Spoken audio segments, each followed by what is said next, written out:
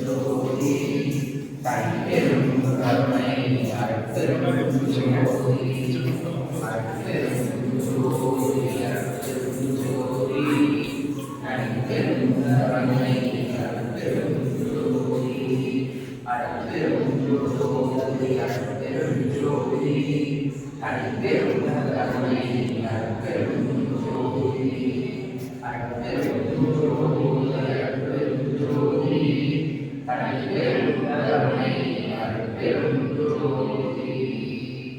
குருவே சரணம் குருவே துணை குலதெய்வமே சரணம் குலதெய்வமே துணை குபேரனே சரணம் குபேரனே துணை.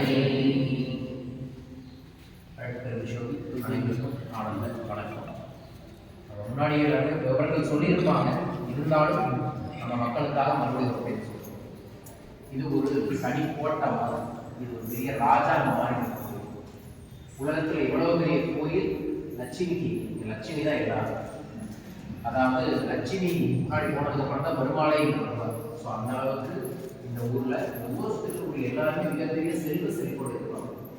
செல்வத்துல செழிப்பாக ஆகுவதற்கு யாருக்கு யாரும் வாய்ப்பு இருக்கோ அவங்கெல்லாம் இந்த திருத்தலத்திற்கு இயல்பாகவே வர முடியும் என்பதுதான் ஐதீகம். சொர்க்கவாசல் 365 நாளுமே திறந்திருக்கும் அப்படிங்கிற ஒரு சீக்கிரட்டும் இந்த திருத்தலத்துல இருக்கு. இங்க இருக்கக்கூடிய லட்சுமிக்கு தான் இங்க இருக்கக்கூடிய பல நிலமரங்கள் சொத்துக்கள் வந்து ரொம்ப ரொம்ப அதிகம்.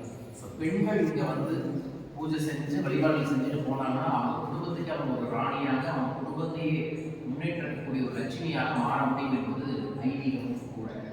இந்த திருத்தலத்துல நம்ம உள்ள போகும்போது ஒவ்வொரு ஊருக்கு விளக்கங்கள் கொடுத்தாங்க. இந்த திருத்தலத்துல நம்மளோட குபேரருக்கும் இந்த திருத்தலத்துக்கு ஒரு நெருங்கிய தொடர்பு. மெயினாக இங்க பெருமாள் பார்த்தீங்க அப்படின்னா அவரோட சக்கரத்தை வந்து விடுற மாதிரியே வச்சிருப்பாங்க. அதாவது நம்மளோட மனதார கேட்டுட்டோம்னா யோசிக்கல மாட்டார், விடுறதுக்கு தயாராக விட்டு நம்மளோட பிரச்சனைகளை சரி செய்வார், கேட்ட உடனே கொடுப்பார். அப்படிங்கிறத இந்த பெருமாளோட தன்மை. மிக முக்கியமானது இப்போ நம்ம இப்படி திருப்பி போகும்போது பார்த்தீங்கன்னா லெஃப்ட் சைடு ரைட் சைட்லையும் ரெண்டு சின்னதாக ஒரு சிலைகள் வச்சுருப்பாங்க. அதுதான் சங்கநிதி பதுமணி. நம்மளோட குபேரருக்கு பக்கத்தில் சின்னதாக 2 குபேரர் இருப்பாங்க. நம்மளோட குபேர ரகசிய புத்தகத்தில் பார்த்தாலும் இந்த 2 சின்ன குபேரரை காமிச்சிருக்கோம். இந்த 2 பேர் யாருன்னா சங்கநிதி பதுமணி. சங்கநிதி பதுமணி யார் அப்படின்னா அக்கௌண்ட்ஸு அண்ட் ஆடிட். செல்வத்தை எல்லாராலையும் சம்பாதிக்க முடியும். எல்லாருக்கும் ஒரு கட்டத்தில் வாழ்க்கையில் செல்வம் வரும், அதில் எந்த விதமான மாற்றமும் இல்லை. உழைச்சாலும் சரி உழைக்காட்டும் சரி செல்வம் வரும். ஆனால் யாருக்கு நிற்கும், யாருக்கு நிலைத்திருக்கும் நிறைந்திருக்கும் அப்படின்னா யார் ஒருத்தர் அக்கௌண்ட்ஸும் பார்க்குறாங்களோ ஆடிட்டையும் பார்க்குறாங்களோ அவங்களுக்கு தான் நிலைச்சிருக்கும், நிறைஞ்சிருக்கும்.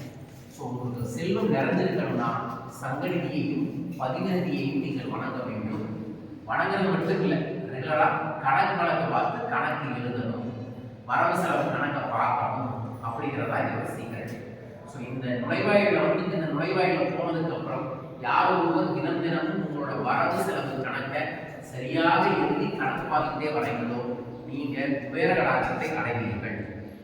ஸோ அந்த இடத்துல உட்கார்ந்து தான் நம்ம பேசணும். எல்லா பெருமாள் இருக்காங்க, போகும்போது லெஃப்ட் சைடு ரைட் சைடு இருக்கிறப்ப சங்கநிதியும் பதுமணியும். ஓகேங்களா? நான் என் குபேர துதியை சொல்கிறேன், நீங்களும் குபேர துதியை சொல்லி நான் இன்னையிலிருந்து செல்வ செழிப்போடு இருக்கணும், வரக்கூடிய வரவு செலவு கணக்கை சரியாக எழுதி ஆரோக்கியமான நல்ல செல்வ செழிப்போடு இருந்து என்னால் முடிஞ்ச நாடுகிறதுக்கு என்னால் உதவி செய்வேன், தான தர்மம் செய்வேன் அப்படின்னு வேண்டிக்கலாம். எல்லாரும் குபேர முத்தரை குபேராய வைஷ்ணவனாய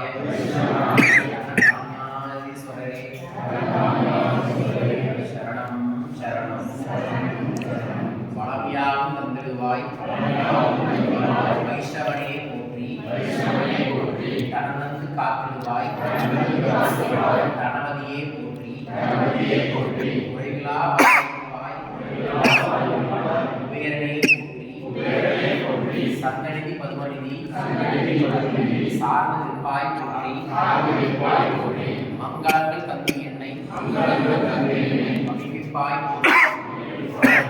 உரைத்திடுவாய் இங்கே உத்தமனே போற்றி உங்கள் நலம்யாவும் உன்னருடைய போற்றி மரம்யாவும்